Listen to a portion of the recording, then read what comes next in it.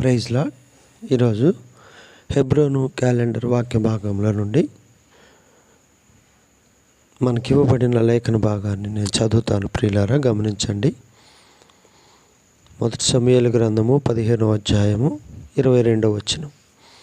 అందుకు సమూయేలు తాను సెలవిచ్చిన ఆజ్ఞను ఒకడు గైకొనుట వలన యెహోవా సంతోషించున్నట్లు ఒకడు దహన బలులను అర్పించుట వలన ఆయన సంతోషించునా. ఆలోచించుము. బలులు అర్పించుట కంటే ఆజ్ఞను గైకొనుటయు, పొటేళ్ళు క్రొవ్వు అర్పించుట కంటే మాట వినుటయు శ్రేష్టము. ప్రియులారా, ఈ సమూయేలు గ్రంథము మనము గమనిస్తే ఈ యొక్క గ్రంథ సందేశము ఏంటంటే 1-2 సమూయేలు గ్రంథాలు కూడా సమూయేలు మంచి చెడ్డ నాయకత్వానికి అనేక ఉదాహరణలు ఇస్తూ ఉన్నాయి. నాయకులు యెహోవా మీద దృష్టి పెట్టి తమ నాయకత్వము ఆయనకు మహిమ కలిగించే విధంగా నెరవేర్చినప్పుడు వారు అభివృద్ధి చెందారు. దేవుని విడిచిపెట్టి అధికారాన్ని తమ స్వప్రయోజనాల కోసం వాడుకున్నప్పుడు వారు విఫలమయ్యారు. అర్థమైందా ప్రియులారా? దేవునికి ఆయనకు యెహోవా మీద దృష్టి పెట్టి తమ నాయకత్వము ఆయనకు మహిమకరంగా కలిగించే విధంగా నెరవేర్చినప్పుడు వారు ఇశ్రాయేలు ప్రజలు అభివృద్ధి చెందారు. అలాగే రెండవదిగా దేవుణ్ణి విడిచిపెట్టి అధికారాన్ని తమ స్వప్రయోజనాల కోసం వాడుకున్నప్పుడు వారు విఫలమయ్యారు. కాబట్టి ఈ మొదటి 2 సమూయేలు గ్రంథాలు సమూయేలు, దావీదు తదితరులు జీవితాలు ఈ సూత్రాలని స్థిరంగా విశదీకరించాయి. ఇది మనం బైబిల్లో చూస్తాం. వారు చక్కగా దేవుని ఇష్టలుగా నడుచుకున్నప్పుడు అభివృద్ధి చెందారు. వారు దేవునికి విరోధంగా మరలా పాపం చేస్తూ ఉన్నప్పుడు వారు విఫలమయ్యారు. ఈ యొక్క మొదటి సమూయేలు 2 సమూయేలు గ్రంథాలు అన్ని పరిస్థితుల్లో దేవుడు ఇశ్రాయేలును పోషించిన విధానాన్ని ప్రత్యేకంగా చూపిస్తాయి. సమూయేలు ద్వారా దేవుడు వారికి మంచి ఆధ్యాత్మికమైనటువంటి నాయకత్వాన్ని ఇచ్చాడు. ఆ సమయంలో రాజరిక వ్యవస్థ తన ప్రజల విషయంలో తన పరిపూర్ణ చిత్తము కాకపోయినా దేవుడు వారికి మొదట రాజును ఇచ్చాడు. ప్రజలు, నాయకులు ఆయన అంచనాలను అనేక పర్యాయములు వమ్ము చేసిన శత్రువులను జయించడానికి వారికి కావలసిన నాయకులను, వనరులను అందించి వారికి ఇచ్చిన దేశము ఆయన ఉద్దేశ ప్రకారము జీవించడానికి సమస్తం సమకూర్చిపెట్టాడు దేవుడే. అయితే వారి యొక్క పాప ఫలితం ఏమొచ్చిందంటే ఈ మొదటి సమూయేలు 2 సమూయేలు గ్రంథంలో పాపాన్ని చాలా తీవ్రంగా పరిగణించి క్షమించబడిన పాపంతో సహా ప్రతి పాపానికి ఉండే భయంకరమైన పరిణామాలను విపులంగా వివరించాయి. సౌలు దేవునికి చూపిన అవిధేయత, తన కుమారునితో దావీదుతో ఎడబాటుకు చివరకు యుద్ధము లో అతని మరణానికి దారితీసింది. దావీదు బెత్షెబాతో చేసిన పాపము దేవుడు క్షమించినా దాని పరిణామాలు దావీదును అతని విశేష జీవితం అంతా కూడా వెంటాడుతూ వచ్చాయి. కాబట్టి ఈ 2 గ్రంథాలు తన నిబంధన జనముతో దేవుని సంబంధాన్ని, నిబంధనలోని షరతులకు దేవుడు నమ్మకంగా స్పందించిన విధానాన్ని వివరిస్తూ ఉంటాయి. ఈ 2 గ్రంథాలు కూడా యెహోవా దావీదుతో ఒక ప్రత్యేకమైన నిబంధన స్థాపించాడు. ఆ నిబంధన అంతిమంగా ప్రభువైన యేసుక్రీస్తులో నెరవేర్చబడింది. కాబట్టి ప్రియులారా, మనము మరి దేవుని యొక్క ఆధిపత్యంలో వేరువేరు గోత్రాలు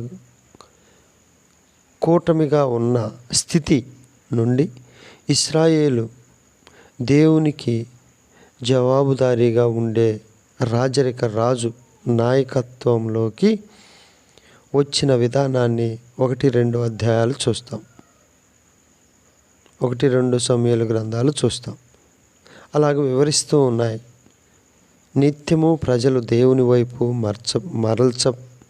మరల్చిన సమూయేలు జీవితము, పరిచర్య ఈ నిర్మాణ కాలాన్ని గొప్పగా రూపుదిద్దింది. తమను నడిపించడానికి రాజు కావాలి అని మొరపెట్టిన ప్రజలు దానిలో ప్రమాదాలకు ఎలా బాధ్యులయ్యారో సౌలు పాలన వారికి ప్రత్యేకంగా చూపిస్తుంది. పొరుగు రాజ్యాల వలె ఉండాలనే ఆలోచనతో దేవుని ప్రజలు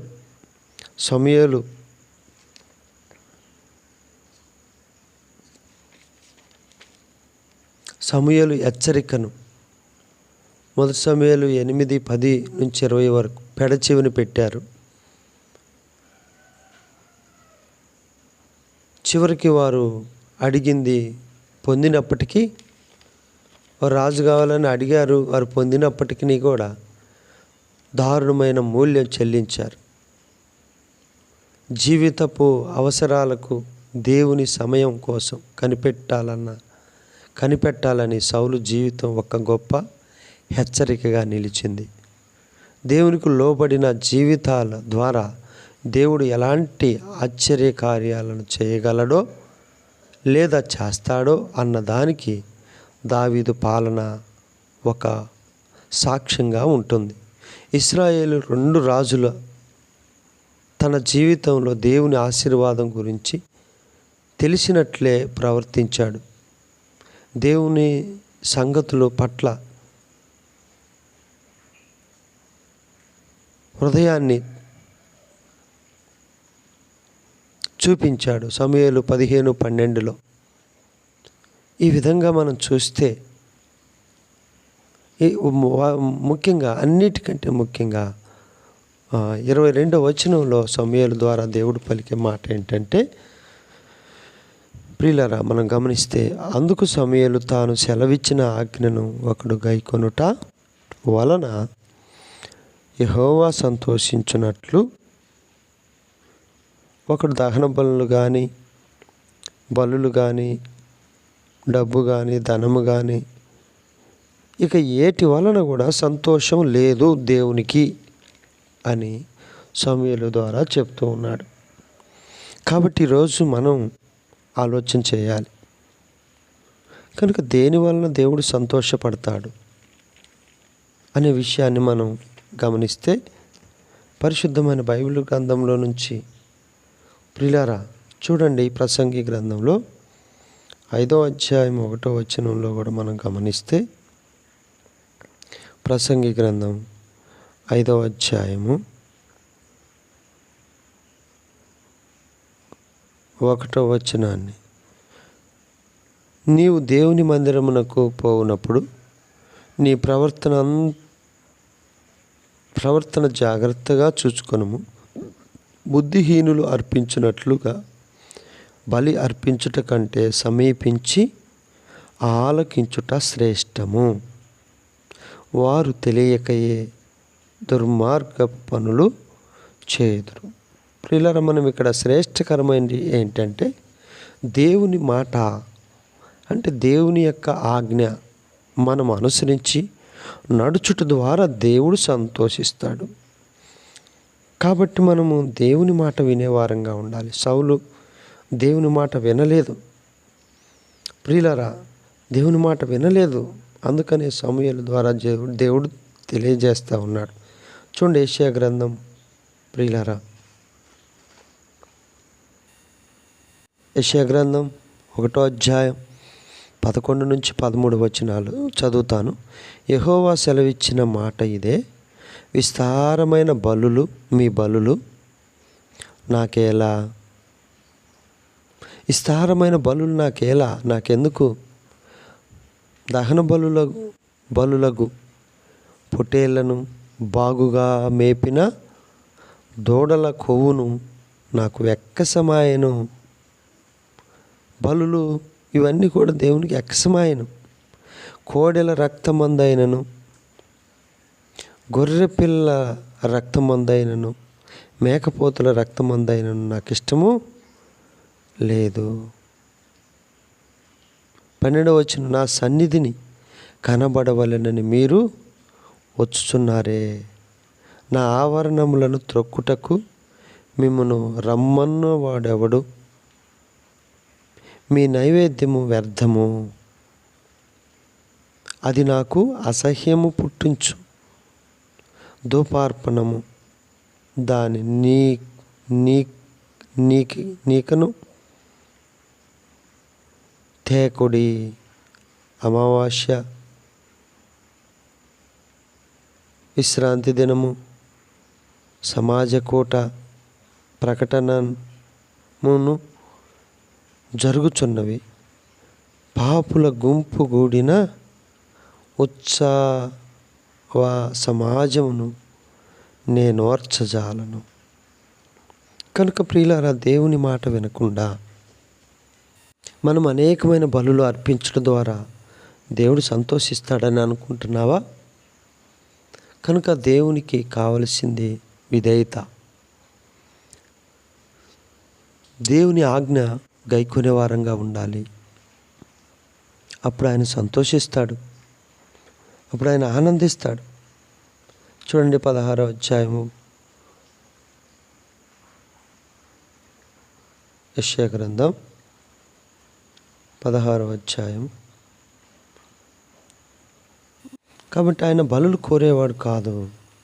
16వ వచనం చూడండి. 1 యెషయా గ్రంథం 16వ వచనం, మిమ్మును కడుగుకొనుడి, శుద్ధి చేసుకొనుడి, మీ దుష్క్రియలు నాకు కనబడకుండా వాటిని తొలగింపుడి. మొదటిగా మనం ఎక్కడ సౌలు దేవునికి అవిధేయుడిగా జీవించాడు గనుక సమూయేలు ద్వారా దేవుడు మాట్లాడుతూ ఉన్నాడు.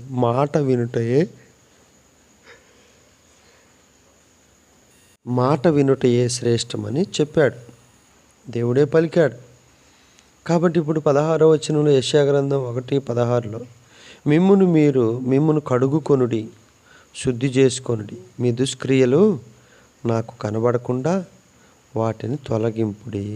కనుక మనం మొదటిగా చేయాల్సింది ఏంటంటే, ఎక్కడ అవిధేయతలు ఉన్నాయో, ఎక్కడ పాపాలు, ఎక్కడ దోషాలు పేరుకుపోయి ఉన్నాయో వాటన్నిటిని కూడా విడిచిపెట్టి యేసు రక్తంలో కడగబడినటువంటి అనుభవం కలిగి ఉండాలి. రక్షించబడినప్పటికీ అనేకమైనటువంటి అవిధేయతలు ప్రియులరా. కాబట్టి ఇలాంటి విషయాల్లో మనం కడగబడి శుద్ధి చేయబడినటువంటి వారంగా ఉండినప్పుడు 17వ వచనం, కీడు చేయుట మానుడి, మేలు చేయ నేర్చుకొనుడి. కనుక మనం కీడు చేయటం మాని మేలు చేసేటువంటి అనుభవం కలిగి ఉండాలి. న్యాయము జాగ్రత్తగా విచారించుడి, హింసించబడు వానిని విడిపించుడి, తండ్రి లేని వానికి న్యాయము తీర్చుడి, విధవరాలి పక్షముగా వాదించుడి. కాబట్టి ప్రియులారా, మనం దేవుని యొక్క మాట వినే విషయంలో ఎన్నెన్నో ఘనమైన కార్యాలు మనం చేస్తాం, కానీ మాట వినే విషయంలో చాలా నిర్లక్ష్యం చూపుతాం. నయమాను కూడా కుష్టి వ్యాధి వచ్చినప్పుడు చెరపట్టబడినటువంటి వారిలోంచి తీసుకొచ్చిన ఆ చిన్నది మాట చెప్తే విని అక్కడికి వెళ్ళి దైవజనుడి దగ్గరికి,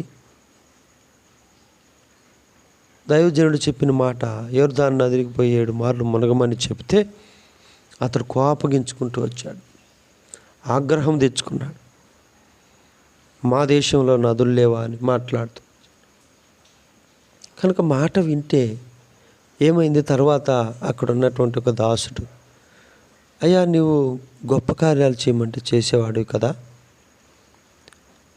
ఒకవేళ కొన్ని గొప్ప కార్యాలు చేసి చక్కగా బలులు అర్పించి విందు పెట్టమంటే చేస్తావు కదా, మరి అలాంటి ఏం చెప్పలేదు కదా, ఒక మాటే కదా నీకు చెప్పింది అని చెప్పినప్పుడు నయమాను చక్కగా మాటకు లోబడి యోర్దాను నదిలో 7 మార్లు మునిగినప్పుడు పసిపిల్లవాని దేహం వలె ఆయన తన దేహము మార్చబడుతూ వచ్చింది. చూడండి ఎంత అద్భుతాలు. అంటే దేవుని మాట వింటే నీ జీవితంలో అద్భుతాలు చూస్తావు. దేవుని మాట వినకుండా నువ్వు ఎంత దేవునికి ఇచ్చినా, ఎంత క్రయం చెల్లించినా, ఎంత సమయం హెచ్చించినా కూడా ప్రయోజనం ఏమీ ఉండదు ప్రియులారా. కాబట్టి నీవు మాట వినాలి, అదే దేవుడు కోరుకునేది. చూడండి, 2వదిగా ఇర్మియా గ్రంథం 7వ అధ్యాయంలో. కాబట్టి ప్రియులారా, సామెతల గ్రంథం 4వ అధ్యాయము 4వ వచనంలో ఆయన నాకు బోధించుచు నాతో ఇట్లా నిన్ను, నీ హృదయమును పట్టుదలతో నా మాటలను పట్టుకొననిమ్ము, నా ఆజ్ఞలను గైకొనిన ఎడల నీవు బ్రతుకుదువు. కనుక 2వది దేవుని మాట, అంటే దేవుని యొక్క ఆజ్ఞ అనుసరించి నడుచుట ద్వారా మొదటిగా నయమాను స్వస్థత పొందుతూ వచ్చాడు. 2వదిగా సామెతలు 4వ అధ్యాయం 4వ వచనంలో నా ఆజ్ఞలను గైకొనిన ఎడల నీవు బ్రతుకుతావు. కనుక నిన్ను దేవుని మాట బ్రతికించేది ఉంటుంది.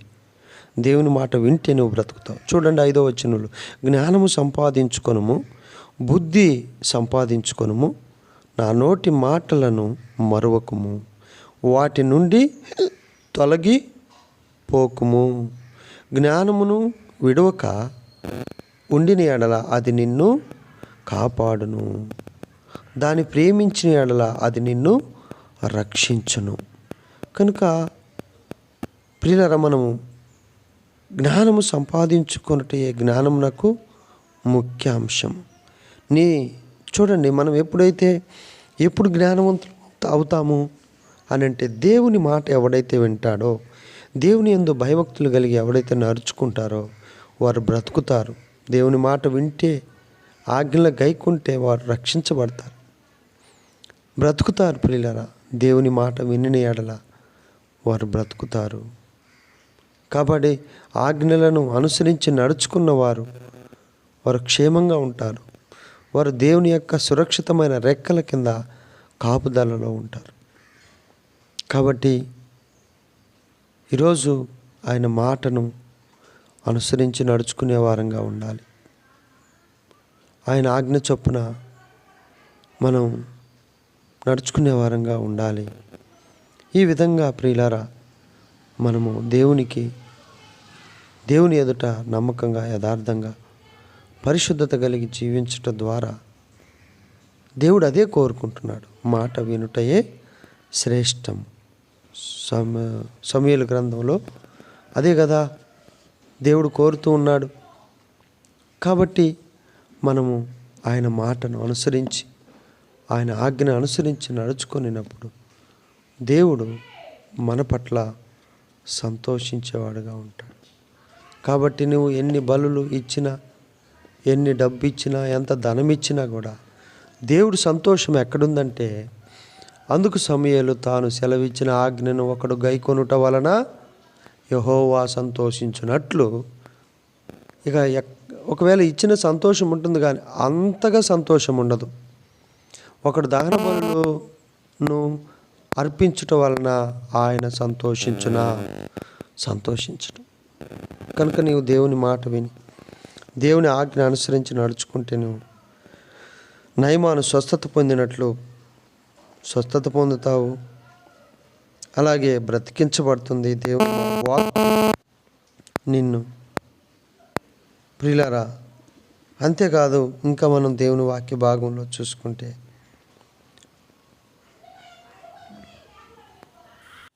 యెషయా గ్రంథం ప్రియులారా 48వ అధ్యాయం 18వ వచనం, నీవు నా ఆజ్ఞలను ఆలకింపవలెనని నేనెంతో కోరుచున్నాను.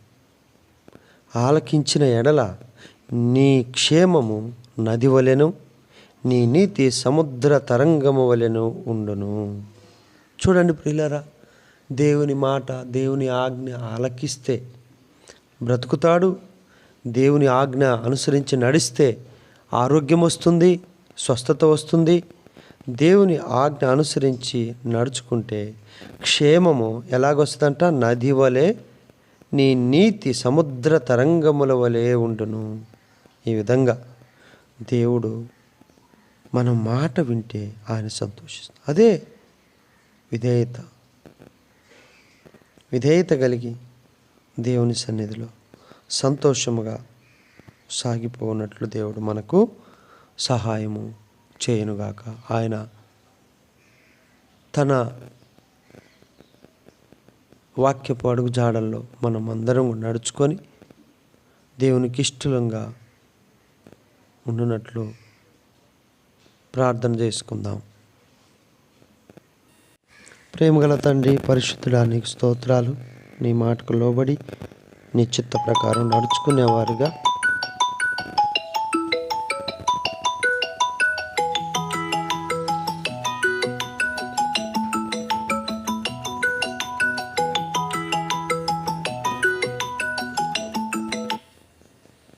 నిశ్చిత ప్రకారం నడుచుకునేవారిగా మమ్మలను సిద్ధపరిచి నీ ఇష్టానుసారంగా నాయన నీ ఆజ్ఞ అనుసరించి నడుచుకుంటే వచ్చేటువంటి ప్రయోజనాలు మాకు కూడా తెలియజేశారు. మేము కూడా నీ మాట అనుసరించి నడుచుకునేవారిగా దేవుని అధికారమునకు లోబడేవారిగా మమ్మల్ని సిద్ధపరచమని కోరుకుంటూ ప్రార్థన చేస్తున్నాం. తండ్రి, సహాయించండి. ఫ్యామిలీ సమస్యల కొరకు ప్రార్థిస్తున్నాం. తోడుగుండండి ప్రభువా, కృప చూపించండి. పాల రక్షణ కొరకు ప్రార్థిస్తున్నాం, సహాయం చేయండి, కృప చూపించండి. ఎర్రమ్మ కొరకు ప్రార్థిస్తున్నాం. ఈ విధంగా ప్రభువా, ప్రార్థించమని కోరినటువంటి ప్రతి ఒక్కరిని కూడా మీరు జ్ఞాపకం చేసుకొని దేవా, మీరే బిడ్డలను దీవించి దేవుని ఆజ్ఞలను అనుసరించి నడుచుకునే వారిగా నాయన ఆజ్ఞలు అనుసరించి నడుచడం ద్వారా బ్రతికించబడతారు, స్వస్థతపరచబడుతూ వచ్చారు, నిత్య జీవానికి వారసులు అవుతూ వచ్చారు. దేవుడు కూడా సంతోషించాడు. బలులు అర్పించుట కంటే, పొటేలు క్రోవులు అర్పించుట కంటే మాట ఇన్నుటయే శ్రేష్టమని చెప్పారు. దేవా, మా జీవితాల్లో మేము నీ మాటకు లోబడి నీ చిత్త ప్రకారం నడుచుకున్నట్లు మమ్మలను మీ స్వాధీనంలో ఉంచుకొని ప్రార్థించమని కోరిన ప్రియ బిడ్డలందరి ప్రార్థన కూడా మీరు కొరకు ప్రార్థిస్తున్నాం, సహాయం చేయమని యేసుక్రీస్తు వారి సర్వశక్తి కలిగిన నామంలో ప్రార్థించి స్తుతించి వేడుకొనుచున్నాము తండ్రి. ఆమేన్. అందరికీ ప్రైజ్ ది లార్డ్.